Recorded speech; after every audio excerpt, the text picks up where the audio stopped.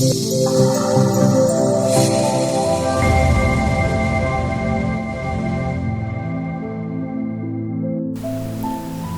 students, today we will discuss about the Fisher projection which we already started in the previous class, then flying wedge, then Newman projection and Shaw's projection, and with this we have to discuss also enantiomer and the dash tumor. These two are very important topic for the stereochemistry.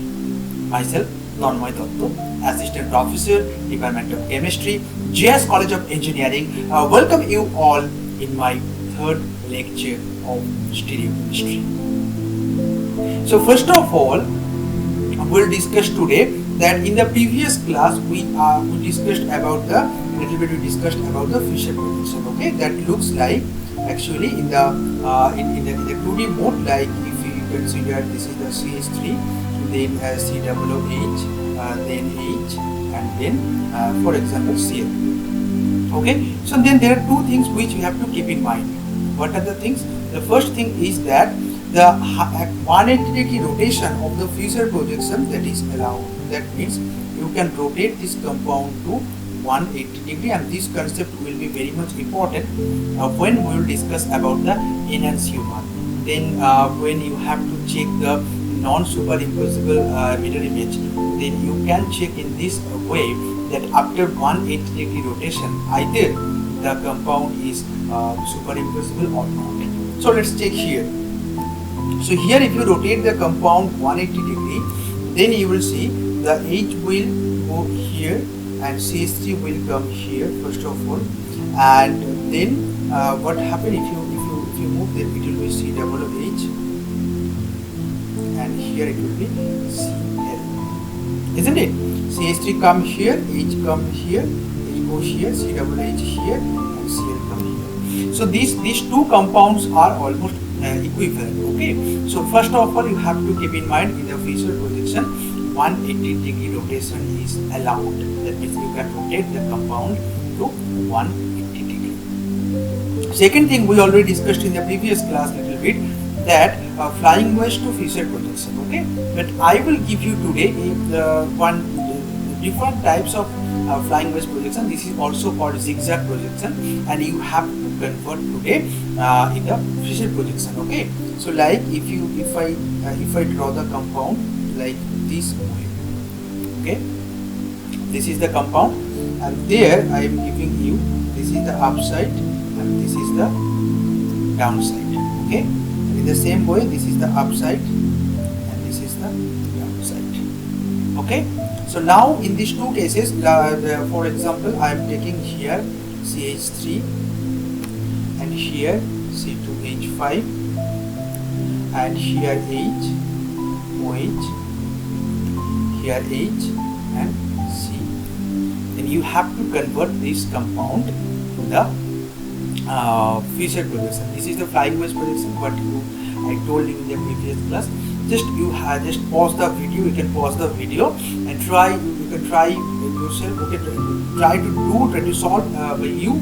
Then you will check either the Fisher projection which you will get, either it will be right or wrong. Okay, with me. Okay, so just try to do it. Try to solve the problem. Okay. So if I convert it to the Fisher projection, then what you have to do, first of all, you have to draw what I told you. Then just draw in this way. So there are two carbon atoms in the middle. Okay, so just this is the first carbon atom, this is the second carbon atom. In this way, take it. Okay, so first of all, in the upper position there is CH3. So just simply I am writing here CH3. No doubt about this, because I told you that this is the main backbone of the compound. So this compound you have to take the main backbone. So I am taking it in the long chain manner. Okay, so in the upper position CH3 and in the lower position there is C2H5. So I am writing here this is the C2H5. Okay, so here I am taking C2H5. That's simple. Now the question arises that in left and right hand side what compound will be there. Okay, in left and right hand side this is the main case. Okay, so it is the first carbon. Okay, so I am taking it is the first carbon. Okay, so this carbon is the here. Okay, so now look here, if you consider this chain, this side to this side, okay, if you consider if according to your side, okay, what will be, it will be the left side, okay, this turn to the left side, okay, just you think that if this is the straight line, just move this in the straight line, then this is the left side, okay, with respect to you, okay. If I draw the structure in this way, then it will be like this in this manner, okay. If I just move the structure, okay, then what happened, then it is one type of, if it is left side, then what I told you, that which side the structure bent, the upside group will be in that side. So if it bent in the left side, so upside group hydrogen will be left side, so here hydrogen will be left side and another group will be here. So this is the main thing which you have to understand, that the main skeleton in each and every carbon, chiral carbon obviously, because these are the chiral carbons, okay. So chiral carbon means in the middle carbons, I think all of you understand this fact now. These the middle carbons are actually chiral carbon, and the side by side carbons are not chiral carbon, okay. So in the middle, the first chiral carbon, there the left side turn occur. So if it run in the left side, then obviously upside group will be in the left side. So here upside group will be left side, okay. Now come to the next carbon, okay. Now come to the next carbon. If you take the next carbon, this is the next carbon. So if you think about this side, okay, this to this, okay, in which side it bent, it is the right side. Obviously you can consider here it is the right side, it bent the right side. So if it bends the right side, then again upside group will be right side. So here it is the right side, okay, in the Fischer projection it is the right side. So here it will be the structure. So in this way, this is a beautiful method by which you can draw, if the structure is very long chain, the skeleton is very long chain. If you carefully do one by one carbon, if you carefully take one by one carbon, then easily you can convert flying wedge to the Fischer projection, okay, flying wedge to the Fischer projection. It is the flying wedge and it is the Fischer, okay. So you can easily convert one structure to another structure, one form to another form, okay, like flying wedge to Fischer. But you have to carefully check this fact, that in which side this bent occurs. So like if you want to convert, this structure again, like if you want to convert like here to here, that means Fischer to flying wedge, then you can cross check it, okay. Like it is the first carbon, okay, if it is the first carbon, this is the first carbon. So here if you think carefully, this bend in the left side, so it is the left side, so left side group will be upper side, so here upper side, and the another hand it is the right side, so right side group will be the upper side. So in this way you can cross check also your configuration is right or wrong, okay. So this is a very good method. You have to keep in mind that how you can convert the Fischer to flying wedge like this, okay. I'm also giving you another example which you have to do by yourself. This is a little bit long structure, okay, but if you try carefully, you can do, obviously you can write down the structure in the Fischer form, okay. So this is the structure. This is a little bit longer, but this is not the difficult one, okay. So you can easily write down if you carefully watch it, okay. So these are the 4 chiral carbons are there, 1, 2, 3, 4 chiral carbons are there, okay. Carefully if you draw the Fischer projection, you can obviously be able to draw the structure. For example, here it is the H, it is the CH3, okay, then F, Cl, Br, I, then it is a Cl, CH3, then F, CH3, okay. Just try to solve the problem. That means you have to draw this flying wedge or zigzag projection. More specifically, this is the zigzag projection, but it almost follows the same rule like the flying wedge projection. So from the flying wedge to you can convert it in the Fischer projection by following only one rule: in which side the skeleton bent in each and every chiral carbon, the upside group will go to that side, okay. So this is very important information which you have to keep in mind, okay. Okay, now come to the point that how we can draw Fisher to Shahorst projection. This is very simple actually if you understand properly. So I am showing here, it is the one Fisher projection. Okay, so to draw the Shahorst projection, their minimum actually two chiral centers are very much required. Keep in mind. Okay, so if it is the OH and if it is the CH3 and if it is the H, it is the Cl and it is the, for example, F and it is the I. Okay, then how it is possible to draw a Fisher to Shahorst projection? So Shahorst projection means just this is the front carbon. Try to understand. I am drawing here. It is the front carbon. Okay. So if it is the front carbon, I am drawing it in this manner. Okay. So here it is the F. So just write down here F. Then I. Then just write down here I. And then CH3. Then write down the CH3. So keep in mind in the Fisher projection, the lower carbon is the front carbon for Newman and the Shahorst projection. Then just look here, this is the middle bond. Okay, this is the bond, middle bond actually, and then it will be in the same direction. Okay, like OH will be lower position, it is the OH will be lower position, then H and then OH. Clear? Just try to understand properly that if you understand properly, then each and every structure you can draw, you can convert. So in Fisher projection there are two chiral centers. It is the one chiral center, it is first one chiral center. So there are two atoms there, F and I. So F and I the same side. Okay, but CH2 will be lower, but in the upper OH, just you are here, from here you are bending the structure. If you draw a paper in the structure, just bend the paper in this area, then you will understand that OH will be below position. So here look here, OH is the below position and H and Cl. So sorry, it is a Cl. It will be Cl. It is not OH because OH is the lower position. So just simple, you have to write down H and here it will be the Cl. Okay, so it will be the Cl. So it's simple thing that you have to take it is a H and it is the H, okay, and it is the Cl and it is the Cl. Okay, in this way you have to draw the Shahorst projection from the Fisher projection. Okay, then this bond can rotate actually. I'll show you, it will be better. I'll show you the Newman projection. This bond can rotate. Okay, you can rotate the bond, and depending on the bond rotation, there are so many types of conformation you can get. Okay, it may be eclipse, it may be staggered, etc, etc. Okay, I'll show you. So if this is the Shahorst projection, and if you watch from this side, okay, if you watch from this side directly, so if your eye is here, then what happened? So one carbon will be overlapped with the other carbon. If you look according to this bond, so one carbon will be overlapped with other carbon, isn't it?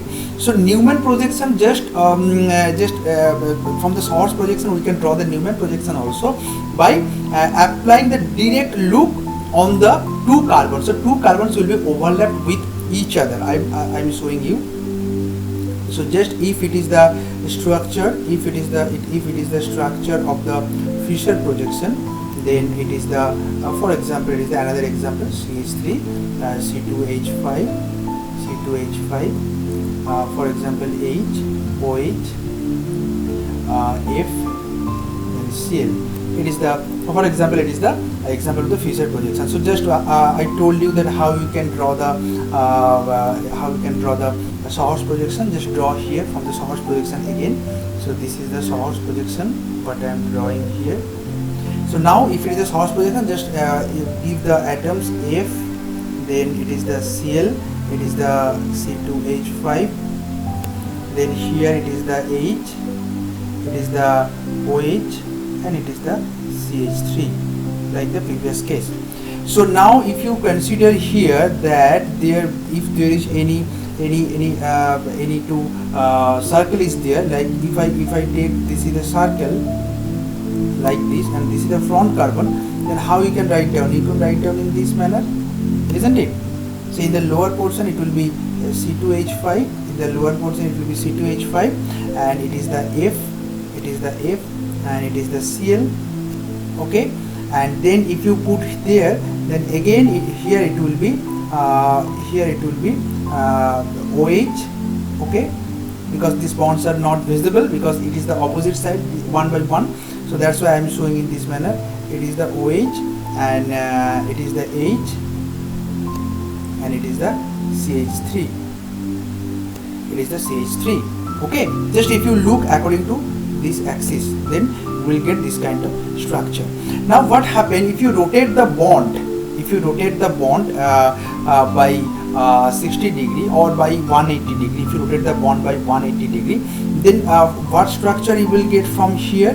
Okay, so if you rotate the bond, then you will get the structure like, okay, so now if you rotate the bond, the backside bond, that backside bond by the 180 degree, then you will get this structure. Okay, so this is, there is the CH3 will be upper position here and OH will come here, and so OH will come here and H will come to here. Okay, so there are two types of Newman projection is possible. One is called eclipsed. This is called the eclipse. This is called the eclipse structure.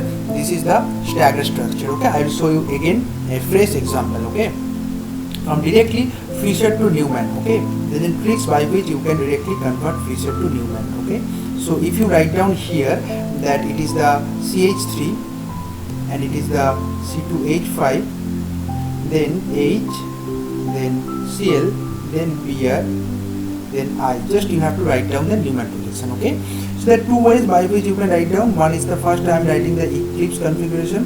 So if you consider the eclipse configuration, then eclipse means there will be side by side. Okay, so that means it is a carbon, so C2H5 at first, C2H5, then I, then Br simply, and then if you consider the another carbon, then here you have to maintain the same orientation for each and every case. Okay, so here it will be the Cl, it will be the Cl, here it will be the H, and here it will be the CH3 is the back carbon, and this is called the eclipse. Okay, this is called the eclipse configuration. Okay, another configuration is also called staggered configuration. Staggered configuration means it will be the, if you rotate the back carbon or front carbon 180 degree, then it will be the staggered configuration. I will move the front carbon here. I rotate the front carbon here. So look what will be the configuration. If it is the front carbon, so it will be the C2H5 180 degree. If I rotate C2H5, then it will be the I and it will be the Br. So it will be the I, it will be the Br. Then another things just remain same thing. CH3 it is the back carbon and it is the Cl, it is the Cl and it is the H. Okay, so just look here, one thing you have to keep in mind or one thing you have to watch carefully, that if you write down directly in the staggered configuration, okay, this is the staggered configuration. Okay, this is staggered configuration, this is the eclipse configuration. So if you write down directly the staggered configuration, then what happened, that these two carbons, these two main chain groups, that remain same, their main chain groups remain same. Okay, but what happened, Fisher same side will be, it is a streaks actually, Fisher same side will be Newman opposite side. Okay, like Fisher same side means H and Br, it is for the staggered configuration, not for the eclipsed. Okay, it is for the staggered configuration. H and Br same side, look, H and Br, they are opposite side.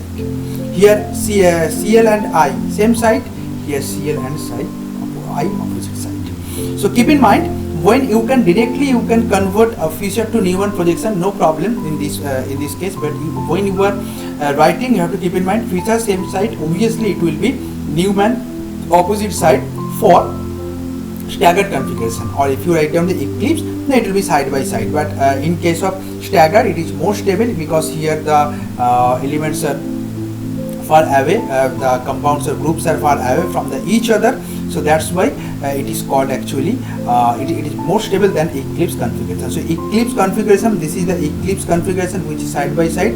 Another one is the staggered configuration, which is the elements groups are the far away from the not far away from the each other. Okay, so this is all the these are the four types of projection which we discussed, starting from the Fisher, from your Newman, Shor's, and the. Okay, now we'll discuss about the chiral center or the chiral compound and the enantiomer. Okay, so first of all, look here, if we consider the chiral, then I told you that first of all there should be some asymmetric carbon. This is the general definition of the chiral, but without the this asymmetric carbon, there are some special cases are also there where the compound will be chiral. But before that, I want to convey that general. What is the general concept? The general concept is that for a chiral center, okay, for a chiral center, there if we consider the chiral center is like that, like it is the H, like it is the Cl, like it is the F, it is the Br, okay. Then this compound will be chiral if this compound has the non-superimposable mirror image. So if what will be the mirror image of this? I already showed you in the one class that the right hand, the mirror image of the right hand will be left hand. So this will not be superimposable, okay, in any case. So there I am showing you that it will be the H and Cl, it will be the same, but here it will be the F and here it will be the Br. So these two, if you even rotate the 180 degree also, if you rotate the 180 degree, then is it possible to be the superimposable with this compound? No, it is not possible that it will be superimposable, okay. So that means there are non-superimposable mirror image. So there are each and every term is very much important here, okay. So they are first of all their mirror image, okay. So they have the mirror image relationship, but they are the non-superimposable mirror image. So for non-superimposable mirror image, we call this is the enantiomer. Keep in mind. So what is the condition of the enantiomer? There should be non-superimposable mirror image. If the mirror image is superimposable, then it will not be the enantiomer, okay. If the mirror image is the superimposable, then it is the another term will apply. This will call the homomer, okay. I will show you all these things one by one. So that means that one compound will be chiral if it has the non-superimposable mirror image. Now to be the non-superimposable mirror image, how we can understand? From here it is the small structure, we can understand clearly. But if the structure is very long chain, then we have to consider the three factors by which we can understand the compound will be chiral or not, the compound will have the non-superimposable mirror image or not, like that. What are the factors? First of all, we have to check the compound has either any plane of symmetry. If the compound have any plane of symmetry, then it will not be chiral and it will not have any enantiomeric relationship or any non-superimposable relationship. I will give you one example. So if you take the example of the tartaric acid, then mesotartaric acid obviously, okay, then the compound structure will be COOH, it is the HOH and it is the HOH, okay. So it is the example of the tartaric acid, okay. So now look here that for this compound this either it will be chiral or not. Look, individual centers are, this is very interesting, that individual centers are chiral center, okay. Individual centers are chiral, these two centers are chiral, okay, because the four groups are the groups are there, okay. But or may not be chiral also, you have to check either depending on the relationship or like that, or it is if it is C, okay, so it is chiral actually, okay, no problem. But there's some kinds of examples also you can find out there, it may not be chiral also. There are some other things we have to consider for the middle carbon either to be chiral or not, but here it is not applicable. So first of all, look here, the compound will be chiral or not. Center chiral, okay, this center is also chiral, this center is also chiral, no problem, but the compound is chiral or not. For this purpose we have to consider either this compound has plane of symmetry, center of symmetry or axis of symmetry. I will show you one by one, but here it is applicable plane of symmetry. Plane of symmetry means if you cut the compound here, there will be two different cut will be the same, they are the reflection of one each other, okay. So plane of symmetry means if there is any plane you can put in the compound, one part of the compound will be reflection of the other part. This will be, that means their compound have the mirror image, that this compound have the plane of symmetry. Okay, it is generally represented by the sigma. This compound has the plane of symmetry. So that means we can cut the compound in the two equal halves. Okay, so equal halves means one half will be reflection of the other half. So that's why it is called the plane of symmetry. So if the compound have the plane of symmetry, it will not have any kind of mirror image relationship, or it will not have any kind of your enantiomer. I will show you that how establish that, how is it possible. But just take a look of the mirror image of the compound. Okay, if you take a look of the mirror image of the compound, then look here. So the mirror image will be COOH. Here it will be OH. Here it will be H. Here it will be OH. Here it will be H, and then COOH. So easily, if you rotate the compound 180 degree, then you can find out that one part is the this part is the overall superimposable with the other. Okay, if you rotate the compound as the 180 degree, there is no problem. So that means these compounds are not enantiomer. Why not enantiomer? Because this compound have the sigma. This compound has the sigma. So if this compound, the compound has a sigma or plane of symmetry, then the compound will not have any enantiomeric relationship, or it will not be superimposable, and this compound will be overall achiral. It will not be the chiral compound. So this is the first condition. We have to check either it is a sigma or not.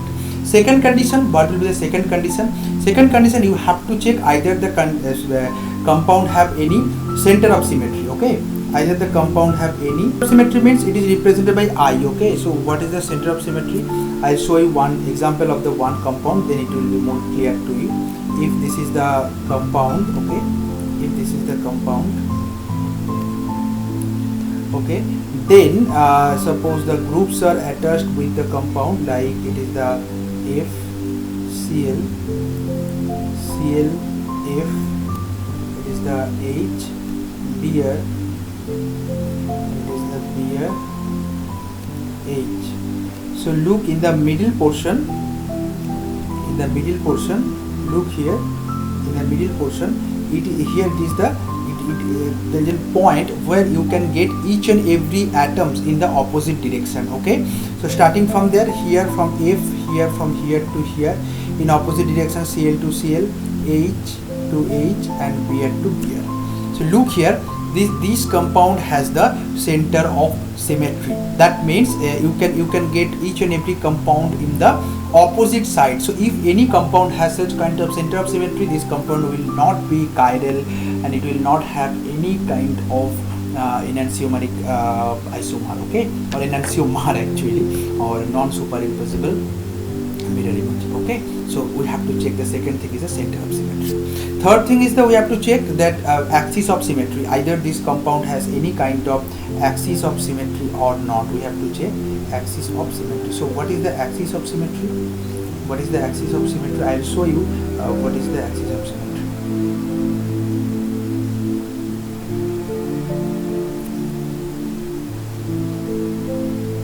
What is the axis of symmetry? Okay, so in case of axis of symmetry, I am drawing the same compound. Okay, there you will understand more clearly that what is the axis of compound, axis of symmetry. So if the compound is like that, so just to give the atoms, okay, I am giving you any arbitrary atoms like F, Cl, then it will be again F, Cl, H, Br. This compound will not have any I, because if this compound look here, you will not get the opposite element in the from the middle point. Okay, so this compound will not have any kind of center of symmetry, but this compound has the axis of symmetry. How? Because if it is the axis, okay, it is the axis, and if you rotate it 90 degree, okay, so if you rotate it 90 degree, then what happen? You will not get anything. If you rotate it 180 degree, then what happen? If you rotate it 180 degree, then you will get some kinds of same configuration. Because if you rotate it 180 degree, then what happen? this group, actually this F group comes here and Cl group comes here, and opposite this hydrogen will come here and Br will come here. So if you rotate the compound 180 degree, you will get the same compound. You can try also, okay, you can try also, because this will get the same compound, okay. So no problem regarding this. So that means, that indicate that this compound after rotation of the 180 degree, you will get the same compound. So that means this compound has the axis of symmetry. Now how much, or there is n-fold, we will call it the n-fold axis of symmetry, okay, n-fold axis of symmetry. Now what is the meaning of n-fold axis of symmetry? N-fold axis of symmetry means that it is represented by Cn, where n is the, what is the n? N is the 360 degree by rotation angle. So in the previous case it was the 180 degree. 360 degree by rotation angle. In the previous case it was the 180 degree, so the value will be 2. Okay, so that means in the previous case we can call it, it has the C2 fold up axis. Okay, so if in any compound after 90 degree you will get the identical compound, then there will be C4, okay, because 360 degree by 90 equals to C4. Okay, so that means C2 C4, that depends on that after rotation of which angle you will get the same compound. Okay, so that means if there any of the, there are three symmetry elements, these are called actually symmetry element. The three symmetry elements you have to check at first. What are the three symmetry elements? First one is the sigma, second one is the I, and third one is the Cn.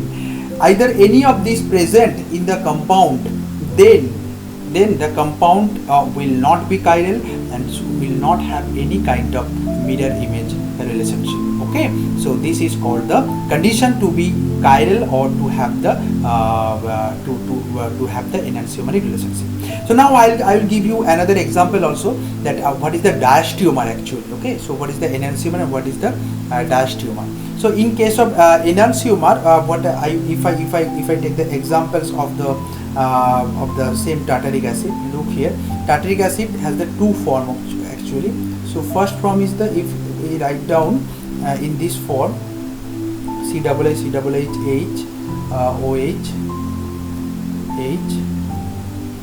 OH. Okay, so then if you put a mirror in this pathway, then you will get, okay, no, it is the meso form actually. So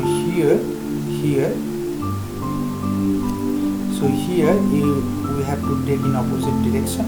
So here I am taking OH and H. Okay, so if you put a mirror, then what structure you will get? You will get the structure. You will get the structure like this after mirror image, COOH,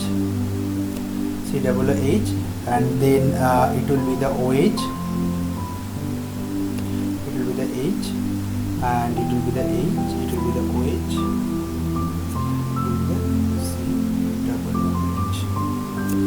So look here. So these two are enantiomer, okay, because you can try after 180 degree rotation or like that, you will not get the same structure like this. Okay, so after you can try also, but this will not be the superimposable relation you can establish between these two.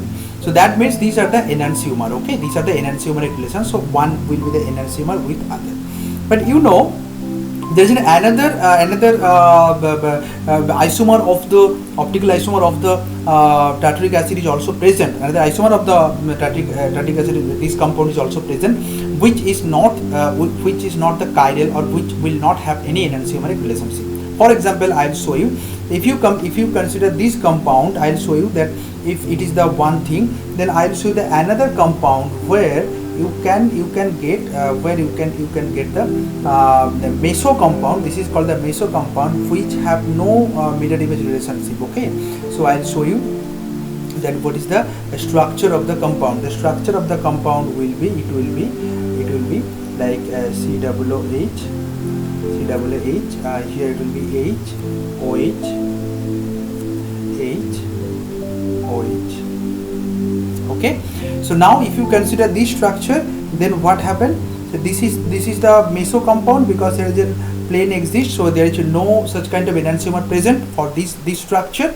But what will be the relationship between this structure and this structure? Okay, in between these two, is there any kind of relationship? Yes, there is no mirror image relationship. In one word, we can call, in between these two there is no mirror image relationship. So these are the diastereomer. Okay, so these are called actually diastereomer. So diastereomer means there is no diastereomer means there is no mirror image relationship between the two compounds. So generally, if one compound is optically active or will have the mirror image relationship, then with these two mirror image relationship compounds will have the diastereomer relationship with the meso compound, which have the no such kind of mirror image relationship. Because finally this compound has the three types of isomer possible. First one is the 2 enantiomer and one is the diastereomer. Okay, diastereomer is a meso compound. Okay, so what is the diastereomer? Diastereoisomer means there is no mirror image relationship between the two compounds. Okay, so it is more expected that there is no mirror image relationship, so that's why these two compounds are diastereoisomer with each other. Okay, so that's all for today. So in the next class we'll discuss about the RS nomenclature and all these type of things. So just you have to read all that things carefully, because if you don't understand properly, then it is not possible to understand the topic which I will discuss in the next class. Okay, goodbye.